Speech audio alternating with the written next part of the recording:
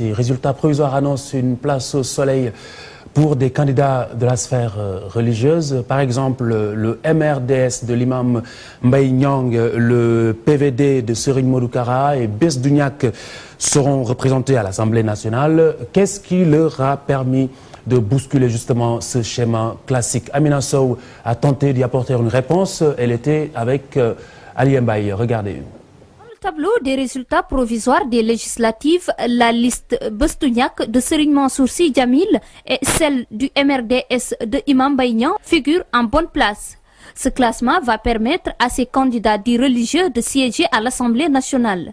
Pour moi, c'est la révélation de forces sociales émergentes.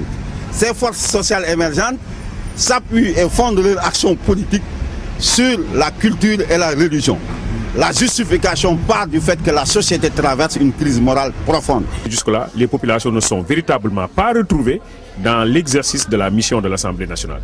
Alors, il se trouve que les hommes religieux, du point de vue de nos traditions et du point de vue de la réalité qui est toujours vécue au Sénégal, les hommes religieux ont été des députés avant la lettre. Du côté des spécialistes, cette percée des religieux trouve différentes raisons. Il ne faut pas oublier effectivement qu'aujourd'hui au Sénégal, on assiste à une véritable crise des valeurs. Crise des valeurs qui découle de l'éloignement de l'individu par rapport à la famille. La famille a toujours été la cellule sociale de base, le cadre à l'intérieur duquel on inculque à l'individu un certain nombre de valeurs qui par la suite impriment une orientation à sa conduite. Les gens pensent, je crois, que l'arrivée des hommes religieux au niveau de l'hémicycle pourra changer considérablement les choses. Selon toujours les spécialistes, cette montée en puissance des religieux dans l'espace politique sénégalais est une étape dans le processus d'une alternance générationnelle. Il n'est pas exclu que des cadres politiques, d'organisations politiques traditionnelles quittent leur entité vieillissante pour venir intégrer ces nouvelles formes d'organisation.